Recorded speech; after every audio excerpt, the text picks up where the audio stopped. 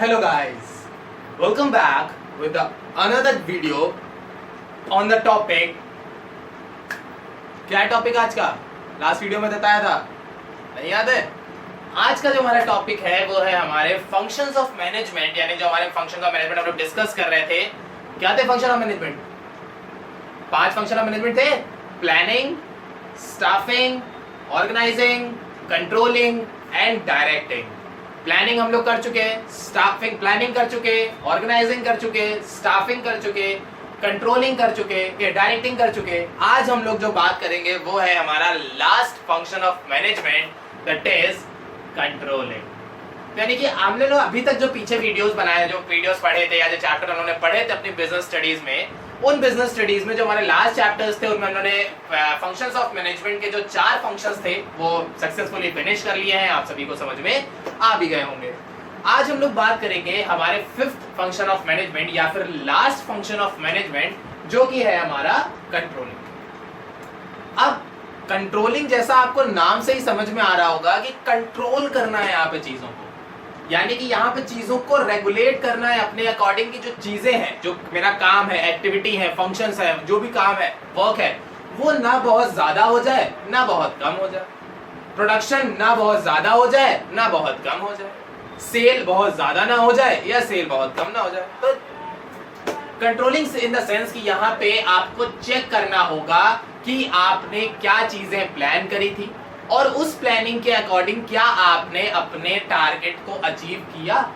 अगर कर लिया तो आपकी कंट्रोलिंग बहुत बढ़िया थी, आपको कंट्रोलिंग की जरूरत ही नहीं, आपकी प्लानिंग बेस्ट थी और आपने एम अचीव कर लिया. बट इन केस आपका गोल जो है, टारगेट है, एम है, वो अचीव नहीं हो पाता है, आप अचीव नहीं कर पाते हो अपना टारगेट, देन फिर आपको वहां पे कंट्रोलिंग इन्वॉल्व करनी पड़ेगी. और जब आप कंट्रोलिंग इन्वॉल्व करेंगे तो आपको चेक करना पड़ेगा कि आपका प्लान कितना था, मतलब आपने एम क्या सेट किया था और एक्चुअल में आपने कितना प्रोड्यूस किया है. तो दोनों के बीच का जो मार्जिन होगा, जो डिफरेंस होगा, वो मेरा कहलाएगा कंट्रोलिंग. तो सबसे पहले इसकी डेफिनेशन की बात करते हैं. It can be defined as comparison of actual performance with the planned performance. यानी कि यहाँ पे क्या है, सिंपल सी चीज है, कंपैरिजन करना है किसके बीच में, actual performance and planned performance. यानी कि फॉर एग्जांपल हमने सेट किया कि हमें अपने फर्म के अंदर 100 प्रोडक्ट प्रोड्यूस करने हैं.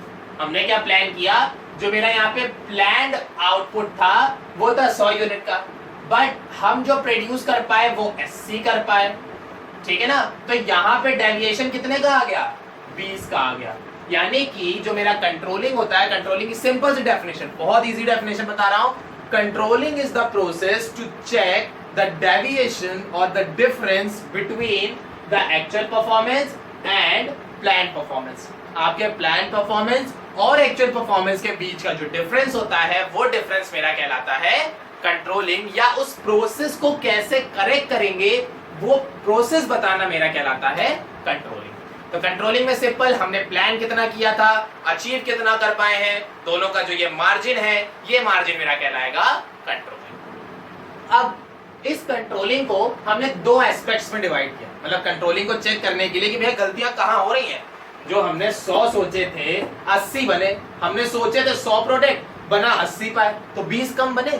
तो इन 20 के कम बनने के पीछे रीजन क्या है, क्या रीजन था? रॉ मटेरियल कम पड़ गया, लाइट नहीं आ रही थी, लेबर काम नहीं कर पाया, लेबर छुट्टी पे था, हमने रिसोर्सेज नहीं दिए, क्या दिक्कत थी? तो यहां पे हम लोग क्या करेंगे, यहाँ पे हमारे कंट्रोलिंग के हमने 2 एस्पेक्ट्स बना दिए. 2 एस्पेक्ट्स में मेरा पहला आता है स्ट्रेटेजिक कंट्रोल. स्ट्रेटेजिक कंट्रोल का मतलब होता है it refer to check how effective the strategies and the plans. Strategic control के अंदर हम ये चेक करते हैं कि जो ये डेविएशन आया है, जो ये कमी आई है, या कई बार ऐसा भी होता है कि गुड्स ज्यादा भी हो जाते हैं, है ना. मैंने प्लान किए 100, मेरा मतलब प्लान्ड आउटपुट था 100, बना मैंने 120 लिए, पॉसिबल है. तो कई बार ऐसा भी होता है कि मेरा जो एक्चुअल आउटपुट है वो प्लान्ड आउटपुट से ज्यादा हो जाता है, और कई बार ऐसा भी होता है कि मेरा जो एक्चुअल आउटपुट है वो प्लान्ड आउटपुट से कम भी हो जाता है. तो यहाँ पे क्या हो रहा है स्ट्रेटेजिक कंट्रोल में, कि स्ट्रेटेजी नाम से समझ में आ रहा होगा, स्ट्रेटेजी की बात हो रही है. तो स्ट्रेटेजिक कंट्रोल के अंडर में हम ये चेक करते हैं कि हमारे जो डेविएशन आ रहा है, जो डिफरेंस आ रहा है, जो कमी हो रही है या जो ज्यादा हो रहा है या जो मिसमैच हो रहा है, सिंपल सी चीज, एक सिंपल वर्ड में मिसमैच जो हो रहा है, क्योंकि भाई ज्यादा हुआ तो भी मिसमैच है, कम हो गया तो भी मिसमैच है। तो जो भी ये मिसमैच अराइज हो रहा है, अगर ये मिसमैच मेरी स्ट्रेटेजी या मेरे प्लानिंग की वजह से हो रहा है तो वो मेरा कहलाता है स्ट्रेटेजिक कंट्रोल। फिर वहां पे हम अपनी स्ट्रेटेजी चेंज करेंगे, यहाँ पे हम अपनी प्लानिंग चेंज करेंगे। जैसे फॉर एग्जांपल आपके फाइनल एग्जाम्स आने वाले हैं और रिवीजन के लिए अभी भी आपकी पूरी बुक बाकी है, तो यहाँ पे क्या है, फाइनल एग्जाम्स है, एक बुक अभी पूरी बाकी है, तो यानी कि आपकी स्ट्रेटेजी में कहीं ना कहीं कोई ना कोई आपने गलती करी है जिसकी वजह से आपकी एक बुक बाकी रह गई है, या आपने जो प्लानिंग करी थी उस प्लानिंग के अकॉर्डिंग आपने वर्क नहीं परफॉर्म किया, उस प्लानिंग के अकॉर्डिंग आपने काम नहीं किया, इसी वजह से आपकी एक बुक स्टिल अभी भी बाकी रह गई है। तो कंट्रोलिंग में मेरा जो पहला एस्पेक्ट है वो है स्ट्रेटेजिक कंट्रोल। स्ट्रेटेजिक कंट्रोल में हम ये चेक करते हैं कि जो भी आपका डेविएशन आ रहा है, कम ज्यादा जो कुछ भी है, वो कहीं हमारे प्लान्स, हमारी पॉलिसी या हमारी स्ट्रेटेजी की वजह से तो नहीं है। तो अगर वो जो डेविएशन है, वो जो डिफरेंस है, वो हमारे स्ट्रेटेजी, हमारे प्लान्स, हमारी पॉलिसीज की वजह से है, तो वो मेरा कहलाता है स्ट्रेटेजिक कंट्रोल। दूसरा आता है ऑपरेशनल कंट्रोल। सेकंड मेरा यहाँ पे क्या है, ऑपरेशनल कंट्रोल। ऑपरेशनल कंट्रोल में क्या होता है, ये ऑपरेशनल नाम से समझ में आ रहा होगा, यहाँ पे काम की बात हो रही है, ऑपरेशन की बात हो रही है। तो ऑपरेशनल कंट्रोल में यहाँ पे एक मैनेजर क्या करता है, it refer to the focus on managerial and other activities of the organization, and manager try to find out the reason for mismatch and take corrective measures. Operational control में मेरा जो मैनेजर होता है वो ये चेक करता है कि वो अपनी मैनेजरियल एक्टिविटी देखता है कि हमने सही से मैनेज किया कि नहीं, कहीं ऐसा तो नहीं मेरी गलती थी, मैंने कुछ गलत किया, मैंने अपने रिसोर्सेज प्लान नहीं कर पाया, मैंने अपने रिसोर्सेज को ऑर्गेनाइज नहीं किया, मैंने लेबर सही हायर नहीं किए, कहीं मेरी गलती तो नहीं थी। तो पहले वो ये चेक करता है कि मैनेजरियल फॉल्ट तो नहीं है, मतलब मेरी फॉल्ट तो नहीं है।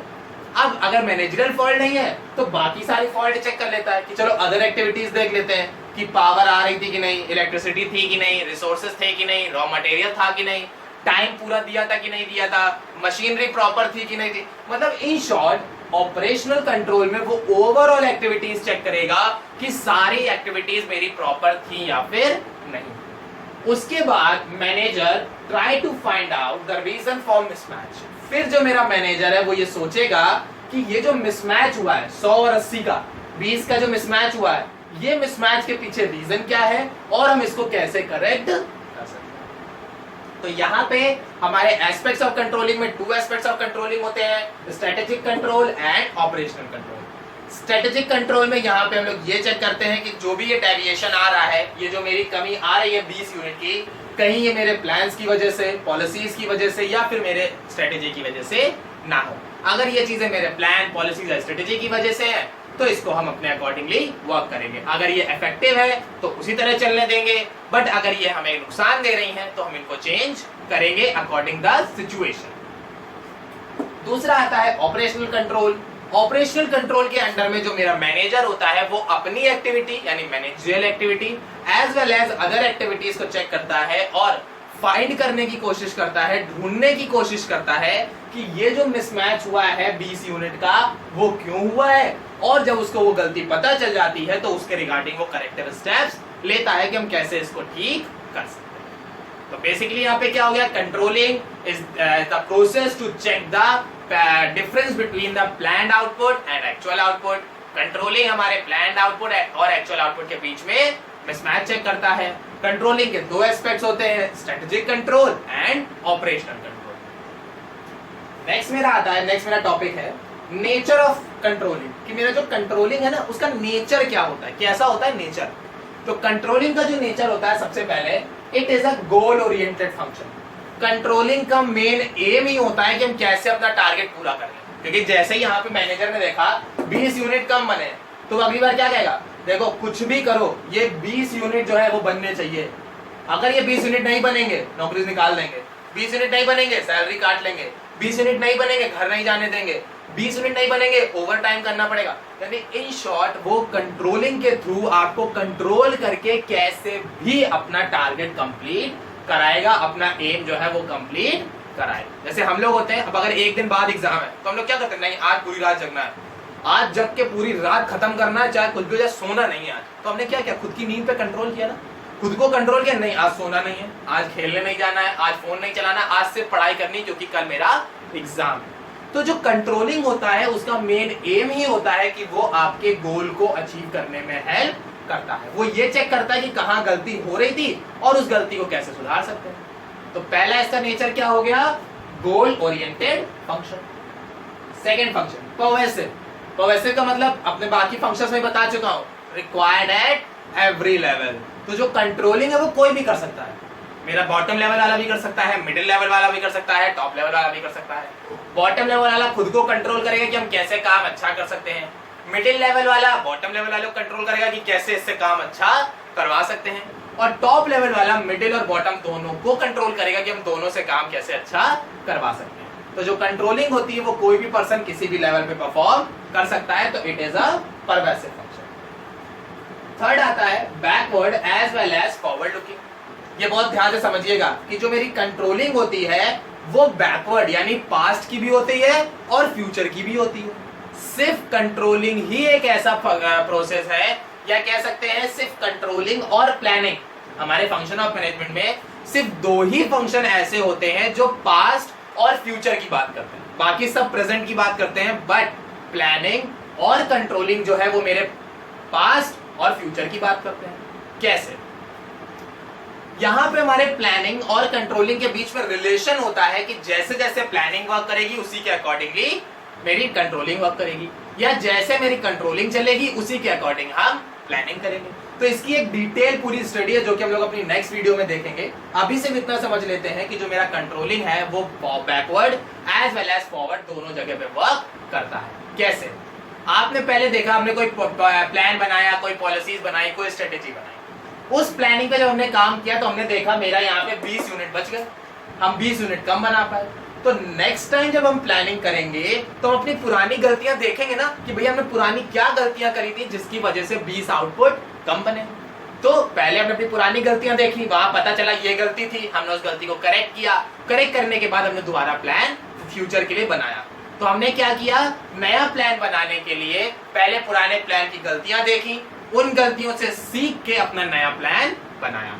तो जो कंट्रोलिंग होता है वो backward as well as forward looking होता है। नेक्स्ट आता है कंटिन्यूअस।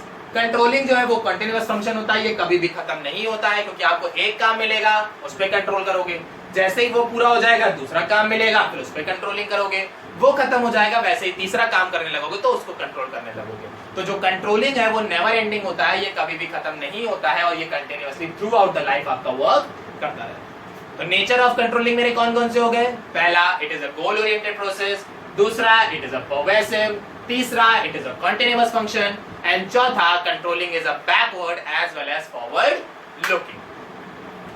अब हम लोग बात करेंगे इंपॉर्टेंस ऑफ कंट्रोलिंग। कंट्रोलिंग में हमने कंट्रोलिंग की इंपॉर्टेंस को, जो हमारा कंट्रोलिंग जो उन्होंने अभी पढ़ा, उसकी इंपॉर्टेंस को हमने 6 कैटेगरीज में यहाँ पे डिवाइड किया। जो कंट्रोलिंग की मेरी इंपॉर्टेंस थी 6 कैटेगरी में डिवाइड किया। क्या क्या है कैटेगरी? सबसे पहले help in achieving organisational goal. जो मेरा कंट्रोलिंग होता है वो through the process of controlling process के through the process of controlling हमारे डेविएशन को चेक करता है कि क्या कमी आ रही है या क्या ज्यादा हो रहा है या क्या डिफरेंसेस आ रहे हैं।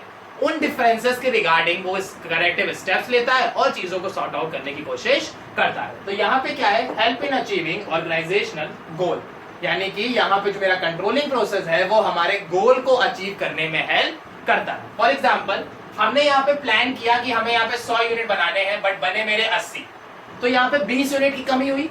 तो जो कंट्रोलिंग है वो ये चेक करेगा कि इस 20 यूनिट ना बनने के पीछे रीजन क्या है। अगर रॉ मटेरियल कम था तो नेक्स्ट टाइम से रॉ मटेरियल लाके दे देगा, अगर इलेक्ट्रिसिटी कम थी तो नेक्स्ट टाइम से पावर जनरेशन की पावर फैसिलिटी दे देगा, अगर लेबर्स कम थे तो लेबर्स दे देगा, फाइनेंशियल रिसोर्सेज कम थे तो पैसा दे देगा। यानी इन शॉर्ट कि आपके यहाँ पे जो भी एक डिफरेंस का रीजन था, जो 20 गुड्स नहीं बन पाए थे, उसका जो भी रीजन था उस रीजन को चेक करेगा, करेक्टिव स्टेप्स लेगा और स्टेप्स लेने के बाद आपका गोल अचीव करके आपको।